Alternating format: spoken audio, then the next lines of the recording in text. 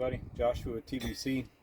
I promised a while back that I would make a video on tools, necessary tools for an owner-operator or even a company driver to carry.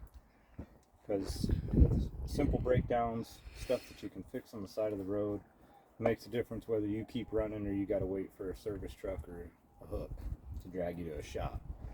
So if your tires ain't rolling, you ain't making money.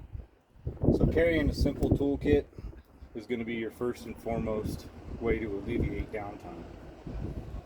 This is what I've carried for years. I've added to it little bits and pieces as you go through it and you have problems and you're fixing it. You're going to find things that you need to add, things that you don't need. But a sturdy tool bag that you're able to take out and throw on the ground next to you so you're not running around the truck constantly looking for tools is an absolute must. I mean, I just keep random stuff in, razor blade scraper, additional colored electrical tape, a wire brush, you know, just some random tools in here. But having a decent set of screwdrivers and Allen wrenches, something that I learned to carry a long time ago, is a set of easy outs, because you never know. What's that? I've never. It's for extracting bolts with that the heads are broken off of. Okay. So I carry two different types of easy out tool sets. Those are invaluable if you run into a situation where you can't get the bolt out.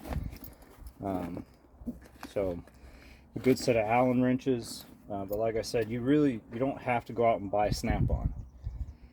Just a decent set of tools, because you're not going to be using it all the time like a full-time mechanic is. But having a decent set of tools is all you need. You don't have to go out and buy the most expensive stuff. When it comes to your wrenches, you got to think, what am I going to need to change? If you're trying to change a broken brake pod or a leaking brake pod, you need bigger wrenches, because those are all 15/16 to 1/8 size nuts that hold the brake pods on. And then having a good set of, I carry ratcheting wrenches, and I carry metric and standard. So, and you got to really pay attention to your truck. What size of stuff am I going to need to work on this truck? Good set of pry bars is always important. I actually carry one that's bigger than this in the truck as well, a longer one. A set of vice grips. These things are invaluable when you're trying to handle things that are spinning on you on the frame or whatever. Decent setup of pliers. I actually carry a few more pliers than this in the truck. This is just what I got out. And then a good set of electrical wire tools for stripping and cutting wire. That's what both of these are. One's just a little more automated. A good pair of cutting dikes. Those are invaluable as well. I carry a small torch for the reason for my electrical stuff. If I've got to do electrical work, so I can use shrink wrap, heat shrink tubing, and seal everything up. A good socket set like this one, I think it's like a 302 piece socket set, so it has your bigger sockets in it, and then obviously it goes all the way down to your small 1/4 inch drive stuff. But having a good socket set is something that's an absolute must. These random sockets right here, these are for the front bolts on the motor, one on my crank and one on my accessory gear. So if I ever need to bar my motor over, I have the appropriate ratchet to do it with and the socket. Having the appropriate extensions and U-joints is an absolute lifesaver. These things have saved me so many times getting into tight spots. But having a different assortment of those, and then always your good old handy magnetized flashlight reacher. That one's a good one. These are specific sockets that I need that are for certain parts on the truck. And then this one is the one I built for taking off the cam cap bolts if I needed to do a head gasket when I'm out on the road.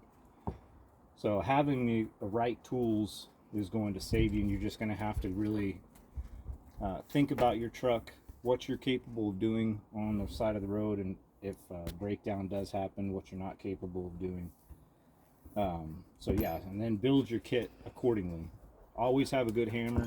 That thing's, and if you don't know what these are right here, if you have a brake chamber go out, vice grips and these are going to be able to get you where you need to be. This is a set of cage bolts. If you don't know how these work, give us a call at TBC, especially if you have a brake chamber go out. I can walk you through getting yourself, being able to limp into a shop and not have to have a service truck come out and get you. This right here is something that I don't know how many people carry, but this is my torque wrench. So if I do need to do something on the side of the road when it comes into the top of the motor, a head, or anything to do with the rack, anything of that nature, I'm able to put everything back together properly. Moving down the line, again, figure out what sockets you need. Over there I carry a big impact, and I carry a socket for taking off wheel lug nuts. So that gun right there is strong enough to take off all 10 lug nuts on a single battery if you need to change a wheel on the side of the road. And I carry a drill, an impact, and a decent set of drill bits. And right there, I forgot this one, always carry some sort of filter wrench. I use a strap style filter wrench, but you can use the plier types, whatever, but always carry a filter wrench. Again, make sure you have the appropriate ratchets, a good bit box where it has just all the different types of bits in it. This is something that'll save your butt a whole bunch on the road. Like I said, you don't have to buy the expensive stuff, but having it is smart. A hacksaw. This is one that I learned to carry probably in the last 4 or 5 years. I had an issue where I needed a hacksaw and I did not have one, so I keep a good hacksaw with an additional blade in the truck. When it comes to electrical stuff, Voltmeter is going to be one of your greatest diagnostic tools.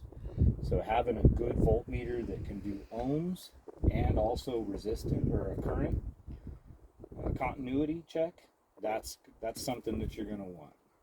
You want to spend some money on a voltmeter. Don't go too cheap on those. But like I said, if I've got to do heat shrink tubing, so I carry an assortment of heat shrink tube. So doing electrical fixes on the side of the road, you can do them right and not half them. And I carry a whole entire kit of butt connectors, which these are heat shrink as well. All different sizes. Obviously you use your blue the most, but that's why I have so much blue in there. And then just a decent electrical kit. This one I've had literally probably the 21 years I've been driving a truck. I've had this with me, so this thing has been all over the country multiple times. I've replenished it, I've used it, but having additional fuses, little things that I use for testing. It's running kind of bare right now. I need to load it back up, but having a good electrical kit with the fuses that are in your truck is going to be a lifesaver. And then right here I've got a bag of just assorted lights that I have on the truck that if they go out, I've got them, I can replace them. And this is something that always carry an extra 7-way, female and male, because For the pigtail, yeah. yeah, because if you break one and you don't have one of these, I learned that the hard way. Make sure you always have those, female and a male. Female and a male. And how much did that yuck cost us for not having one of those? Oh, I don't even remember. It was expensive. It was expensive. Yeah, so that's pretty much just additional lights and all of that stuff. And then just had a brain fart. So this is a tip. Does everybody do this when they put it on the strap or whatever those are called? Oh yeah, using a reusable zip tie. Yeah, reusable. Yeah. So you just press the little thing, and it keeps all your metric together and keeps all your standard together. I don't do these ones just because they're so big that they go on the bottom of my bag. But yeah, that's definitely handy because you can just grab it when you need it. You're not digging around looking for that right size wrench. They keep organized. Yeah. Yep. always carry a roll of baling wire. Always carry baling wire. If you need to rig it or You what? got to rig it to get you into the shop or get you to a parts house. Baling wire. Teflon tape, and always carry a decent amount of electrical tape. You never know. Carry duct tape. So all of these things that may seem excessive, but this is what's gonna save you money. Being able to do it on the side of the road. And then always carry zip ties. Have an assortment of different sizes and lengths. Bolt cutters is something that I've always carried, because main thing you normally when you come across needing these is when you're trying to cut a seal, one of those bolt style seals off the back of a trailer, and you're looking for bolt cutters and ain't nobody got them. And then always carry a filter wrench for your fuel filters.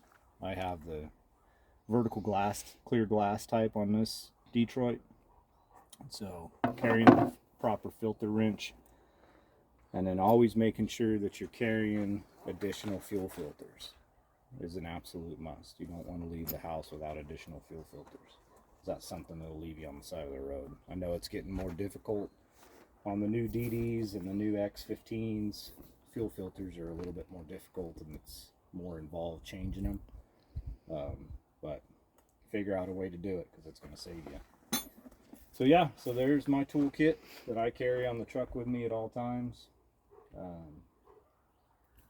Like I said, build it accordingly to what you need, and then it'll save you all kinds of money, time, and heartache when you're out there on the road. So appreciate you taking the time. Hope this is helpful for you all. Stay tuned for the next video, and we'll see you on down the road.